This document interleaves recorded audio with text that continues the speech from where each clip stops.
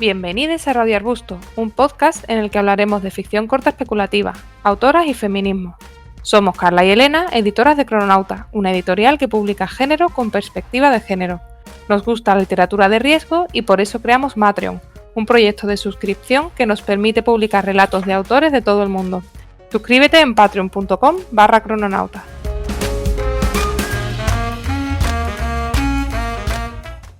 Hola a todos y bienvenidos a este espacio radiofónico. Yo soy Carla, traductora y editore. Y yo soy Elena, informática de día y editora de Crononauta de noche. En este octavo programa de Radio Arbusto vamos a hablar de las dos autoras que hemos publicado en este agosto tan caluroso, Brooke Bolander y Amal El-Mohtar. Ambas nos traen dos relatos que versionan cuentos tradicionales para darles un toque más feminista y real a estas historias. Relatos como estos, que hagan pensar, que reinventen lo que se puede considerar canon y que ofrezcan una visión diferente de nuestra realidad, son los que nos gusta publicar en Matreon. Para ello, os traemos a autoras y autores no binarios de todo el globo, y seleccionamos lo mejor para nuestros mecenas. Además, en Matreon tendréis acceso a clubes de lectura, os contaremos todas nuestras novedades antes que nadie, y podréis leer entrevistas exclusivas con las autoras. Te esperamos en patreon.com/crononauta.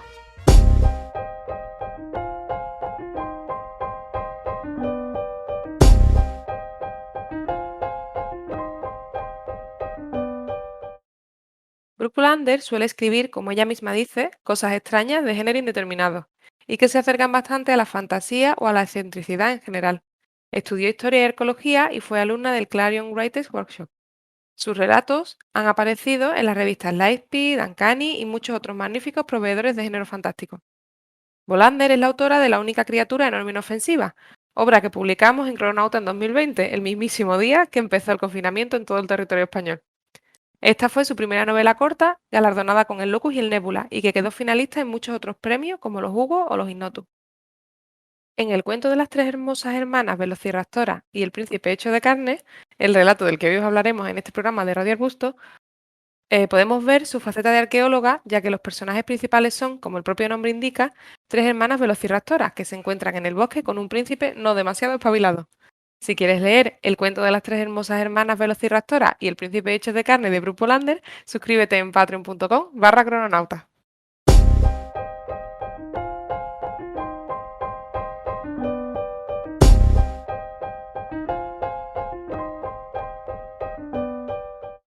Bueno, menudo programa de cuentos de hadas que tenemos hoy entre manos, entre el relato de Bolander, que ya hemos podido ver un poco de qué va, y el de Amal, del cual hablaremos más tarde. También, o sea, el título del relato de Brooke Bolander, el cuento de las tres hermosas hermanas velociraptoras y el príncipe hecho de carne, ya nos dice un poco qué podemos esperar. Empezamos con una ambientación rollo cuento de hadas, con su príncipe, su princesa, su castillo, sus parajes ahí súper bonitos. Sí, idílicos Pero, y, sí, de y esos de... paradisíacos, sí. Exacto, que están los campesinos arando los campos, pero también hay bosques y así un poco Sí, oscurillos. un poco escena de Disney, ¿no? Toda la pinta de escena de Disney. Totalmente. Incluso el castillo tiene pinta de ser el castillo de Disney. Pero, ¿qué es lo que ocurre? Que no es todo modo Disney, sino que de repente aparecen dinosaurios, porque claro, es lo normal ver dinosaurios en un cuento de hadas. Sí, en concreto tenemos tres velociraptoras que son hermanas y que curiosamente son anatómicamente correctas porque tienen plumas de colores y las describe Brooke Bolander muy bien. Ujú. Y encima, una cosa que a mí me gusta mucho siempre es que tienen un lenguaje propio, tienen sus costumbres y también cuentan cuentos, porque el cuento está contado, en teoría, por otro dinosaurio. O eso Es, podemos entender. al menos reptil, por cómo habla, tiene Sí, pinta de que es algún tipo de reptil o algo así, sí. o un pájaro o similar. Sí, no queda del todo claro, pero un ser humano no es. No, para nada. Y Este cuento tiene cosas muy chulas como esa princesa que dice, a mí nadie me va a salvar, soy yo la que voy a tomar las riendas de mi destino. otra diferencia con Disney muy importante. Sí, sí, sí. Y también, no sé, o sea, es un cuento con un mensaje feminista bastante importante y que salta a la vista enseguida, porque cuando conocemos al príncipe hecho de carne, Ujú. enseguida nos damos cuenta de que eh, tiene poca capacidad para decidir y cuando decide cosas realmente es todo em, por su propio interés y no por el interés del reino, ni de los súbditos, ni de nadie más. Así que vemos claramente cómo el ego de algunos hombres realmente perjudica muchísimo a toda la sociedad. Sí, hay una escena muy curiosa. A mí me gusta mucho la escena en la que como que dice, pues yo he decidido que voy a seguir bebiendo y mis cervezas y mi alcohol, no sé realmente qué tipo de alcohol era, pero estaba borracho. Y es como, pero vamos a ver, esto no es decisión real, hijo mío. Sí, sí, dice algo así como es decreto real, tal, no sé qué, porque lo he decidido yo y nadie puede detenerme porque, en fin, yo soy el príncipe. Un poco surrealista todo, pero bien. Bueno, pero también muy, muy real, o sea, tenemos a la princesa ahí que a la pobre la han medio secuestrado para que sea princesa, pero ella realmente quiere irse a vivir su vida en medio del bosque y que la dejen absolutamente en paz. Y luego tenemos al príncipe que lo único que le importa es yo, y ya está. El resto de seres humanos y otras criaturas, pues le dan igual. Sí, porque al principio las hermanas velociraptoras se encuentran con el príncipe hecho de carne y, y como no actúa como una persona normal huyendo de esas velociraptoras, que sería lo normal, porque el príncipe está un poco así como macarajotado, básicamente, pues dice, las velociraptoras dicen, esto es una trampa seguro y como nos comamos a este humano, va a estar envenenado o va a ser algo malo para nosotras seguro. Y fíjate por lo que se salva el príncipe en ese momento. Sí, sí, sí. Es un Y poco, es muy gracioso. Volander para esto tiene muchísimo arte. la verdad es que sí. Y bueno, realmente esto es como un cuento que ella crea, o es un cuento original que ella crea a partir de los elementos típicos de los cuentos, como hemos dicho, pues el castillo, el príncipe, la princesa y demás, pero que cuenta su propia historia, no es un retelling de nada, y así pues tenemos un cuento moderno con Ujú. dinosaurios. Sí, sí, es muy original y es muy chulo. Además, tiene una escena que es maravillosa y es que las hermanas velociraptoras se hacen pasar por señoras mayores. Y esa escena es maravillosa, no, más para allá de maravillosa. Porque es que te tienes que reír. Y no digo nada porque os lo tenéis que ver, porque si no sé, es spoiler todo, pero es súper graciosa. Sí, bueno, también evidencia un poco cómo la sociedad trata a las personas mayores. En plan, es una persona mayor, pues actúa raro y así es como ellas también acaban saliéndose con la suya, porque claro, nadie les presta atención, pues porque son señoras mayores haciendo sus cosas de señoras mayores. Sí, que son unas locas. Y es como, si tú supieras, amigo, el gato ha hecho bien saliendo corriendo porque son velociraptoras. Sí, Pero bueno, sí, porque los gatos sí se dan cuenta de que son velociraptoras, sí. Pero pero bueno, los seres humanos no. no, estamos un poco más Entonces, empanados. el cuento de las tres hermosas hermanas velociraptores del príncipe hecho de carne. Tengo que decir muchas veces el título porque es magnífico y es muy largo. Y así Sí, se os queda. sí, en la bio he tardado un poco en hacer un párrafo bueno con la frase completa. Pero bueno, espero que no se note demasiado en cuando la hayas escuchado, así que sí, hemos tenido con el título, hemos tenido hasta incluso en la portada, es la primera vez que hemos tenido que reducir el tamaño de letra y a encuadrarlo, porque es que ya no nos cabía más. No, no, es el título más largo de lo que hemos publicado hasta ahora, tanto en Matren como en los libros. Y eso Sí, que el otro libro de Volander, La única criatura enorme e inofensiva, tampoco... se quedaba atrás, ¿no? No, no, no. Entonces, ya que estamos, esta es la segunda vez que publicamos a Brooke Volander. Ya lo hemos dicho antes que La única criatura enorme e inofensiva salió el mismo día que empezó el confinamiento, así que es nuestro libro pandémico. Creo que todas las editoriales tienen uno. Sí. Y este es el nuestro. Pero bueno, ha tenido buena acogida en este año que ha pasado y de hecho está nominado a los premios Ignotus, que organiza Pórtico, la Asociación de Fantasía, Ciencia Ficción y Terror de España. Y está ahora mismo nominada, o sea, las votaciones supongo que se realizarán más cerca de lo que es la Hispacon, que es nuestra convención de género, allá en noviembre, así que aún tenéis tiempo para leerlo Es y muy para cortito. votarlo. Sí, es muy cortito, es una novela corta, y votarlo si os gusta y si estáis inscritos en Pórtico, que esa es otra cosa. Y también lo cierto es que vemos cómo está un poco relacionado las dos cosas, ¿vale? Porque a Bolander le gusta mucho la perspectiva de los animales. En el cuento vemos un poco los diálogos entre las velociraptoras y cómo crean distintos lenguajes y cómo está contado desde el punto de vista de un ser que no es humano. Y luego en La única criatura enorme e inofensiva, pues vemos también la perspectiva de las elefantas, cómo cuenta su historia, cómo crea una mitología para las elefantas, cómo hablan con su propio idioma también, y es muy curioso.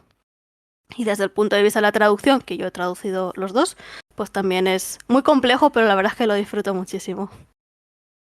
La verdad es que es divertidísimo de leer porque es eso, es todas las expresiones, las formas de hablar y de comunicarse, de pensar, todo eso está reflejado en el lenguaje. Entonces el lenguaje cambia y es maravilloso el cómo lo hace Bolander en ese sentido y cómo lo ha traducido Carla, porque a mí me parece maravillosa también la traducción. Carla no lo va a Sí. decir, pero lo digo yo porque me encanta, me parece maravillosa.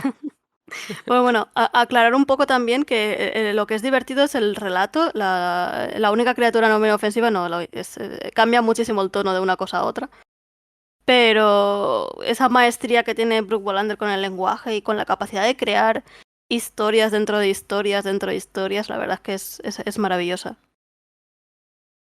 Así Y que sí. nada, Mm. que si queréis descubrir nuevas voces em, en el fantástico, de gente que escribe cosas extrañas, porque esto es muy extraño, pero nos gusta muchísimo, pues tenéis aquí a Brooke Bolander.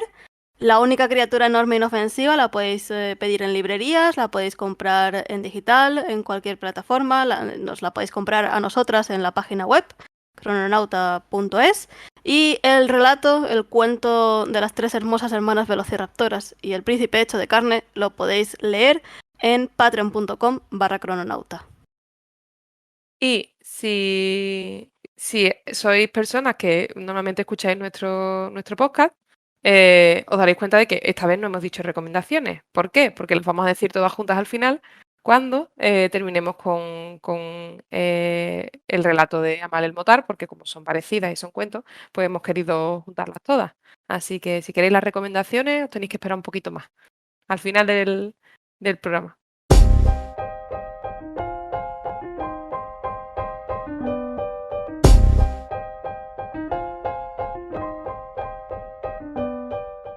Amal El Motar es una escritora y poeta canadiense, autora de múltiples relatos, poemas y de This Is How You Lose the Time War, una novela corta que El Motar escribió a cuatro manos con Max Gladstone y que ganó muchísimos premios como el British Science Fiction Award, el Hugo, el Nebula y el Locus a Mejor Novela Corta.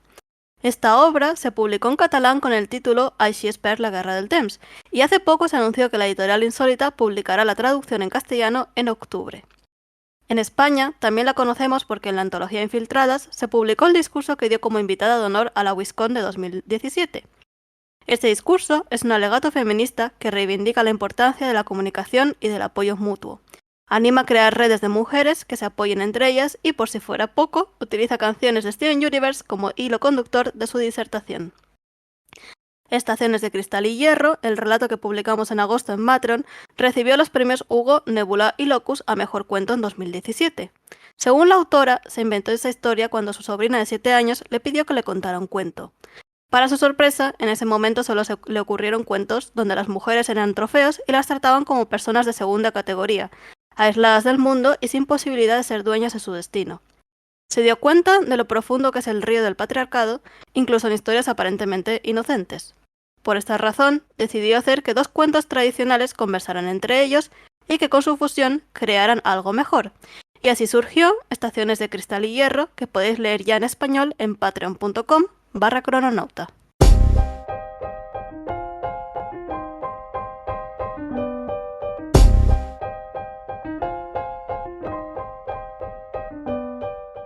Estábamos hablando de que antes el cuento de Brooke Bolander no era un retelling, sino que era un cuento original con elementos típicos de los cuentos de hadas, pero en el caso de Amal el Motar sí que es un retelling no de uno, sino de dos cuentos que existen de verdad, y la autora lo que hace es pues juntarlos y hacer cosas, ¿vale? O sea, ahora hablaremos en detalle sobre esto. Pero es curioso porque coge dos cuentos europeos. Uno es La princesa sobre la colina de cristal, que va precisamente de que una princesa está en la colina de cristal y el pretendiente que llegue a la cima pues será quien se case con ella. Y luego El cerdo encantado, pero este título varía bastante según el territorio, ¿vale? Pero va prácticamente de que pues una mujer tiene una maldición y debe gastar 7 pares de zapatos de hierro para romper esa maldición, ¿vale? Y, y lo que a mí me interesa principalmente es la perspectiva de Amal el Motar, lo que ha hecho con estos dos cuentos y cómo los ha cambiado y cómo les ha dado una perspectiva mucho más feminista, porque en los dos casos son mujeres atrapadas en tanto en zapatos o en una colina, y cómo al final pues tenemos una historia con un mensaje propio. La verdad es que la historia, yo no conocía ninguno de los dos cuentos, bueno, a mí no me sonaban, y los dos cuentos originales son terribles. Dices, tu madre mía, y estas cosas, y lo que claro, luego recuerdas y dices, esos son los cuentos que nos contaban de pequeños. Y dices, pero por favor, así luego estamos como estamos. Si nos cuentas estos cuentos de pequeños, pues está claro que va a ser un lío luego de mayores y va a ser complicado quitar ciertas cosas que nos han metido en la cabeza a hierro. Sí, en el caso de uno de los cuentos hay hierro en forma de zapatos, sí. Sí, totalmente. Yo tampoco conocía los cuentos, pero sí que el tema de los zapatos de hierros es algo que aparece, bueno, en general todo el tema de los zapatos, porque los zapatos parece ser un tema recurrente en muchos cuentos. Em, pero en este sí que me sonaba lo de los zapatos de hierro, pero porque en la historia de em, Blancanieves, a la madrastra, la historia original, a la madrastra al final le hacen ponerse unos zapatos de hierro al rojo vivo y bailar con ellos. Y, No habéis visto la cara que ha puesto Elena, pero sí, esa eso no parte te no lo me la dicen, sabía. eso no te lo dicen en Disney, ¿no? Sí, esto es como el cuento de la sirenita original, que es súper triste, que dices tú, pero por favor, que se luego se convierte en espuma de mar y no sé qué, y es como, ¿por qué me cuentas esta historia? Sí, yo no sé qué nos querían contar con los cuentos, la verdad, pero acaba uno un poco deprimido leyéndolos luego de mayor. Sí, la cuestión es que los cuentos originales tenían esos detalles escabrosos, pero luego cuando llegas a adulta no, no, no, no los ves porque te han dado una versión edulcorada, que es lo que hace precisamente Disney o lo que hacen algunas adaptaciones que te cuentan solo por la parte más bonita o menos traumática. Y, pero no, o sea, la realidad es que pues, las mujeres en los cuentos sufren y sufren muchísimo, tanto si son buenas como si son malas. Y aquí en los dos cuentos que nos conciernen, pues tenemos, por ejemplo, a Tabitha, que por una serie de cosas tiene que desgastar 7 pares de zapatos de hierro para romper una maldición que ni siquiera es una maldición suya, pero eso no vamos a hablar mucho porque es spoiler. Sí, Y ella pues lo acepta porque cree que es culpa suya, realmente no lo es. Tabitha es una víctima y se va. Pero pues claro, tarda como un año en desgastar cada par, una cosa así. iba por la mitad, la pobre. Sí, sí, sí. Y Sí. había recorrido medio mundo prácticamente. Mm. Pero se da cuenta en su viaje que a lo mejor no quiere volver. Aunque es un poco una idea que tiene en el subconsciente. Sí, y luego está Mira, que es una princesa que está encerrada en una colina de cristal y que la han puesto ahí por su bien. Y en teoría, quien consiga subir esa colina, pues conseguirá ser su marido. En este caso, pues quien consigue subir la colina es quien tiene los zapatos de hierro. Claro, Y, y no, esta no es lo hábitat. mismo. Claro, esta Eh, hábitat y cuando la ves subir ahí en plan, pero si eres una mujer, esto cuenta como matrimonio. Y, Sí, y yo en mi mente, sí, sí que cuenta, sí. sí, todos en plan de, por favor, que cuente. Pero bueno, Pero eh, esa parte la dejo un poco en el aire. Tampoco vamos a hacer mucho no, el típico queerbaiting este no. que se hace. No, no, no es el caso. Simplemente en mi mente eran OTP y ya está, no. Sí, sí, sí. Luego que cada persona lo interprete como quiera, pero la cuestión es que Tabitha y Amira se ponen a hablar y a conversar y al principio un poco de todo, menos de realmente las preguntas candentes, que es ¿qué haces tú andando con unos zapatos de hierro y qué haces tú encerrada aquí arriba en una colina de cristal? Pero ya cuando cogen confianza, sí que hablan de ese tema y realmente lo que ven es la opresión en la otra, no ven su propia opresión. Que a mí este es un tema que me interesa muchísimo porque em, es un buen ejemplo de por qué es necesario la sororidad y por qué es necesario hablar con otras mujeres y compartir experiencias y leer experiencias, porque no sabes cuándo te puedes ver reflejado en otra persona y descubrir que yo también sufro eso, yo también estoy en una situación de violencia, aunque sea em, de tal forma que no lo percibes claramente. Sí, el poder ver, es mucho más fácil siempre ver todo en otra persona, pero cuando lo ves ya no puedes dejar de verlo y ya te das cuenta en ti misma. Entonces, eso sí que es importante, esa representación en los cuentos, en la literatura, en todo, pues es necesaria. Y también pues tener una red de personas que te digan, amiga, date cuenta. Que es lo que Que pasa cuenta aquí, muchísimo, que... ¿Qué? que cuenta muchísimo. Sí. Entonces, eso, o sea, a partir de dos cuentos tradicionales, lo que hace Amal el Motar es crear un cuento moderno con un mensaje muy, muy importante. Pues sí, y yo creo que necesitamos más cuentos así para poder contárselos a nuestra descendencia, porque es lo que hablábamos. De pequeños, pequeñas nos contaban unas historias que eran para no dormir y que lo único que hacen es meter ciertos patrones y ciertas, lo que decía Malemotar, ¿no? El patriarcado que nos lo van inculcando desde pequeñitos y yo creo que es importante eso, el poder romper este tipo de patrones y poder dar este tipo de libros y este tipo de cuentos a nuestra descendencia, de manera que las cosas vayan cambiando desde de pequeño. Sí, es un primer paso que la verdad es que historias así pues contribuyen a que eh, a no seguir con estas tradiciones de la mujer encerrada y el hombre viviendo aventuras. Por ejemplo, esto nos pasó con un familiar de la familiar, que ya es mayor, de mi familia, que le contábamos un poco de qué iba Quien teme la muerte antes de que lo publicáramos. Y nos decía, pero ¿cómo es eso tan, como que no era duro, ¿no? Que no era el hecho de que, no sé, violaran a alguien, no era duro. Y es como, claro, es que ¿qué has leído? ¿A ti qué te resulta normal leer? Pues claro, si tú siempre has leído historias en las que las mujeres han sido víctimas, a ti eso te parece normal y te parece que a lo mejor no es tan duro, pero realmente es duro. Es muy curioso la forma de ver lo que teníamos diferentes generaciones. Y no sé, me parece que es una cosa interesante a analizar y a darnos cuenta de ello. De que no tenemos por qué interiorizar que a las mujeres lo normal es que seamos víctimas de violencia. Eso no hay que interiorizarlo porque no es lo que para lo que estamos. Entonces, me parece muy, muy importante que haya cuentos como este, en el que se hable de eso, de la sororidad, de la importancia de que nos tenemos que ayudar entre nosotras y tenemos que compartir estas experiencias y que no tenemos que interiorizar que tenemos que ser víctimas de violencias porque sí, porque es lo normal.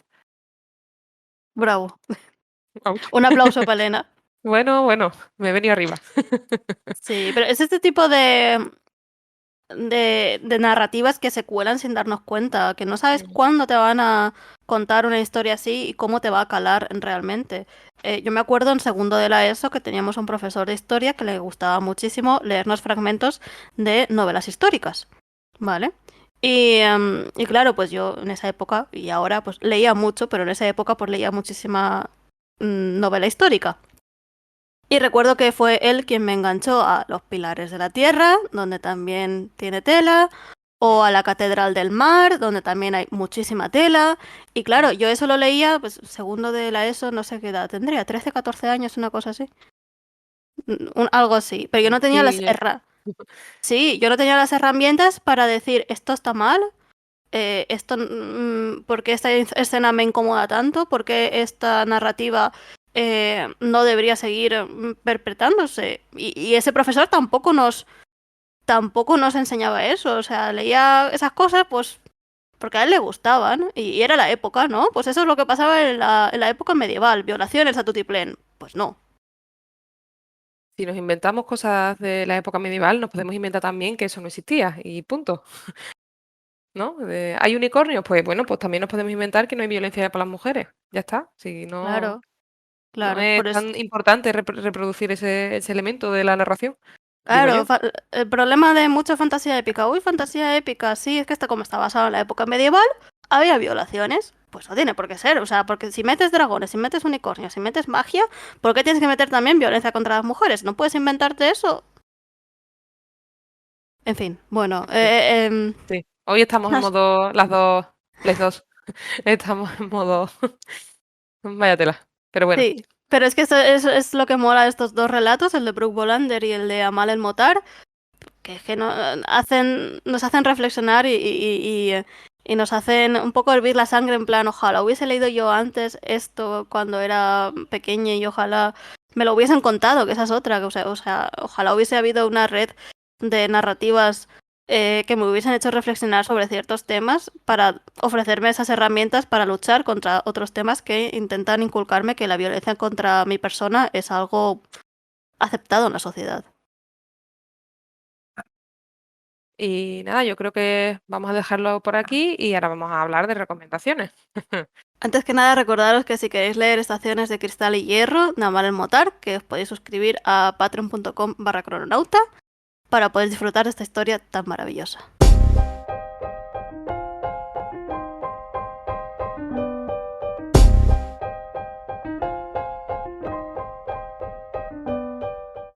Bueno, las recomendaciones. Os traemos un poco de todo. Sí, Desde retellings de cuentos clásicos hasta, no sé, cosas con dinosaurios.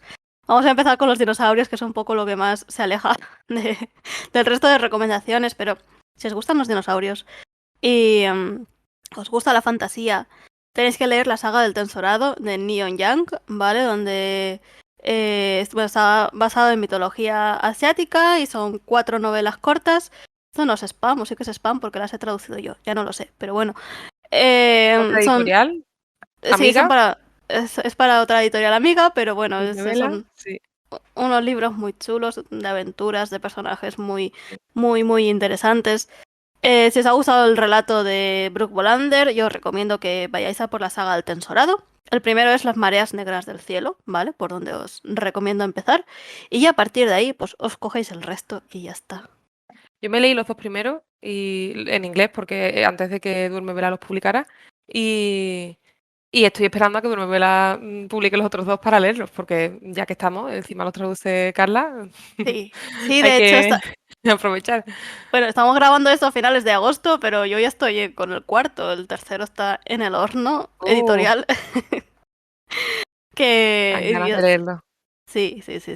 Son muy chulos y cada libro es muy diferente y además Neon Young juega muchísimo con los formatos, que eso es algo que a mí me flipa porque el primero es como una novela que abarca toda una vida, el segundo ocurre en un día, el tercero es un diario, el cuarto es un soliloquio, en fin, es muy interesante y a mí me encantan. Perfecto. Pues habrá que esperar para poder leer los siguientes. Y si no habéis leído los primeros, pues ya sabéis, tenéis dos por leer.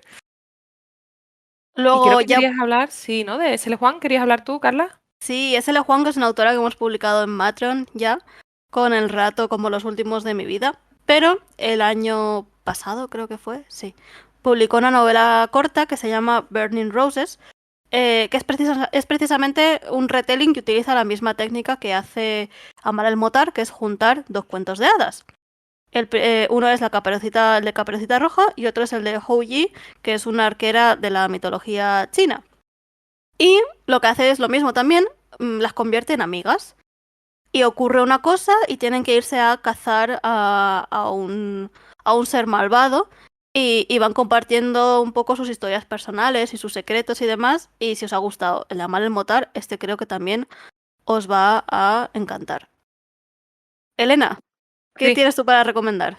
pues yo quería recomendar un retelling queer de La Sirenita en el espacio. Así Mm, suena interesante. sí. Que es Sun Daughters, Sea Daughters, de Amy Ogden. Está en inglés, pero no me lo he leído. Lo tengo ahí en la pila, es el siguiente, y tengo unas ganas gigantes de leérmela. Y nada, es que nada más que con eso de que sea un retelling de La Sirenita y encima en el espacio y encima queer, ya todo junto. Sí, Es que es no, no, perfecto.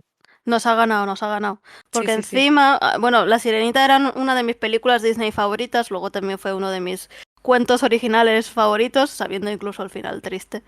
Y parece ser que próximamente habrá adaptación con personas reales, ¿no? De La Sí, Sirenita. sí. Además sale David Dix, uno de los autores de En las profundidades, y sale haciendo de Sebastián, que es maravilloso, Sebastián, el cangrejo. Eso va a ser muy Maravilloso. grande. Sí, sí, sí, ¿no? Además, la Sirenita han cogido a una persona negra y luego sale también un actor español, creo que era Bardem, haciendo del Tritón. Y luego Melissa McCarthy de Úrsula, que esa promete, porque me encanta Sí. esa actriz. Yo creo que puede quedar muy chulo. Todo eso Tam- habrá que verlo, ¿eh? O sea, Bueno, bueno, a ver cómo sale. Porque el de La Bella y la Bestia, no sé si lo llegaste a ver, Carla. yo ese no lo he visto todavía. ¿No? Yo lo vi, pero lo vi antes, creo, de que tuviera las gafas moradas tan puestas. Entonces no sé si seguía con su mensaje, porque sí que vi el de La Bella y la Bestia de Disney hace poco y me quedé en plan de, pero madre mía, esta era mi película favorita, de verdad. eh, de cuando era pequeña. Tiene cosas muy problemáticas, pero bueno. Sí. Hablando de La Bella y la Bestia, yo os tengo que hablar de una de las autoras que es para mí la maestra del retelling, es Mm. T. Kingfisher, el apodo de Ursula Vernon. T. Kingfisher es una autora que escribe de todo, desde terror hasta romántica, hasta libros para niñas, ¿vale? Pero tiene como una vertiente de retellings. Vale. El primero que leí hace ya tiempo fue The Seventh Bride, que es un retelling de Barba Azul.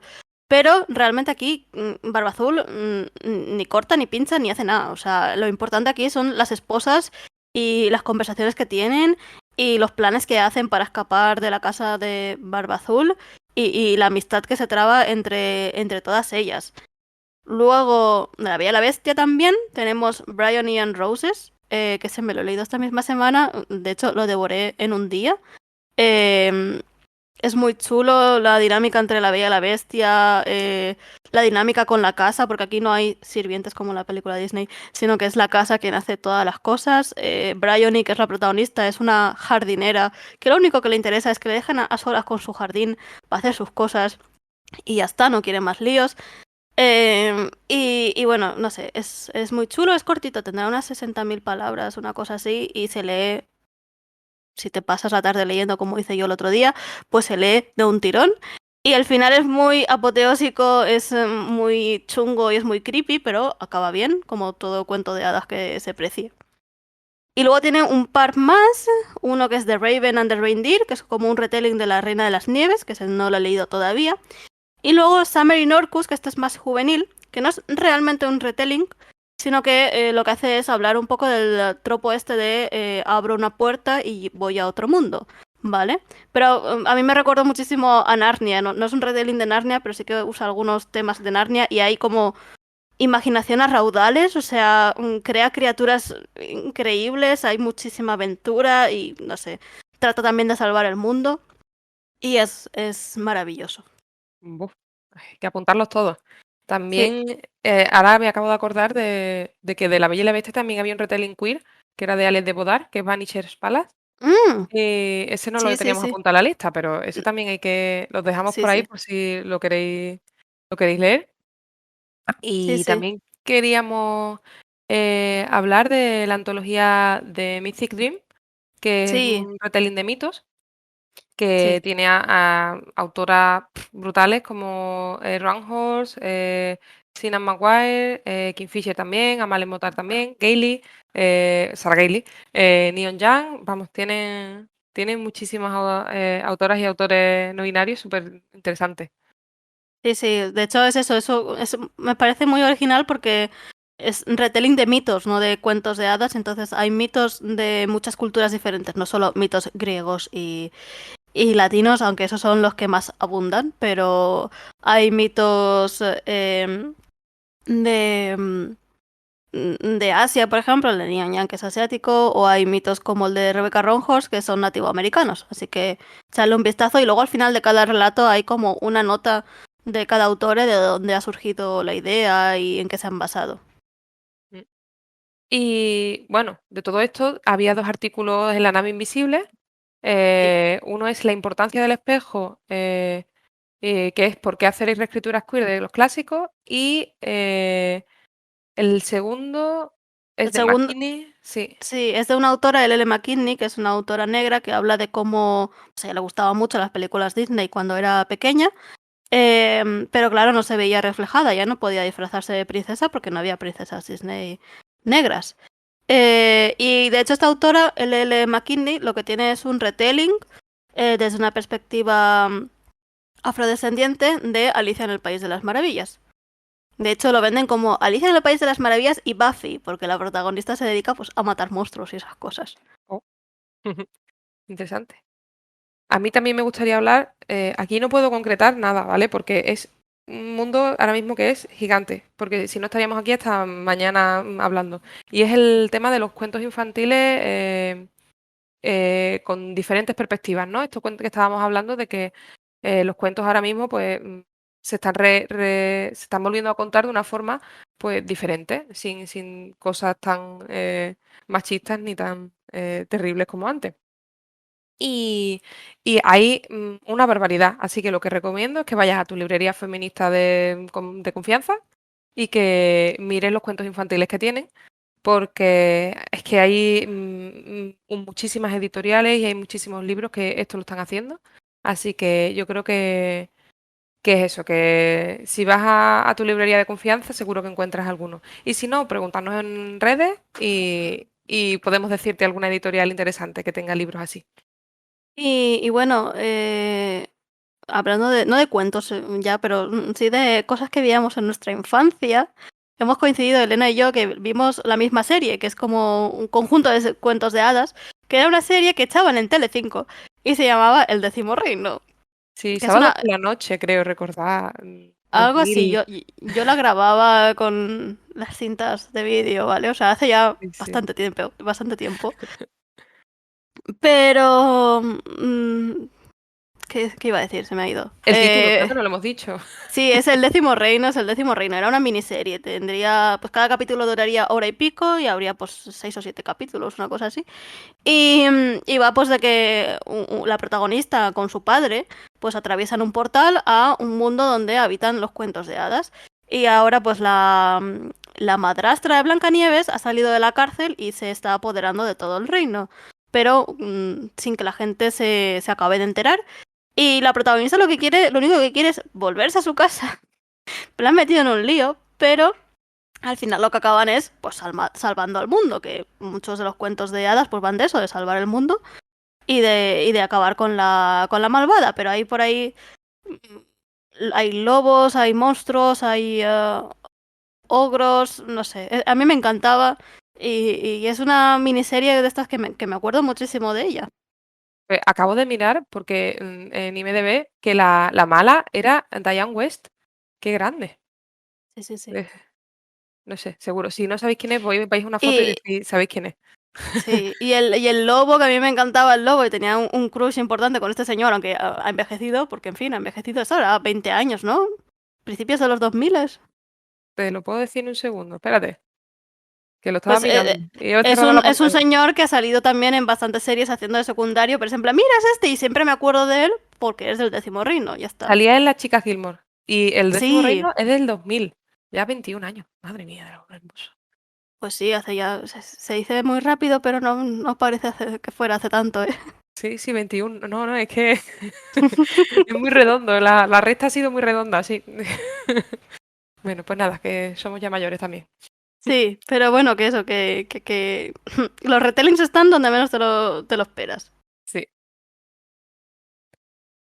Y bueno, yo creo que ya está, ¿no? Vamos a seguir diciendo, podríamos seguir eternamente diciendo Sí, la recomendaciones. verdad es que sí. Pero estas son cosas que en general hemos leído, nos han gustado, que son diferentes, tienen distintas perspectivas y tienen personajes queers o tienen un mensaje feminista o tienen cosas muy guays. Ya está, o sea. Muy Así chulas, muy que chulas. sí, Si tenéis alguna recomendación, ya sabéis, nos la podéis dar en Patreon o en nuestras redes sociales y así las apuntamos en nuestra pila de lectura. exacto. Gracias por escuchar este octavo programa de Radio Arbusto. Esperamos que hayáis disfrutado y aprendido un montón. Buscad en redes sociales a Brooke Bolander y a Amal El Motar. Comprad sus productos, leed sus relatos y novelas. Por nuestra parte, podéis seguirnos en Twitter y en Instagram en @cronocifi. Y por si os ha picado el gusanillo, podéis leer los 2 relatos que hemos comentado aquí en patreon.com/crononauta, donde también os esperan más de 32 relatos de autoras fantásticas. No os perdáis nuestro próximo podcast, en el que traeremos 2 relatos impresionantes donde nada es lo que parece, de la mano de Catherine M. Valente y Marina Tena Tena. Nos vemos en el próximo programa de Radio Arbusto.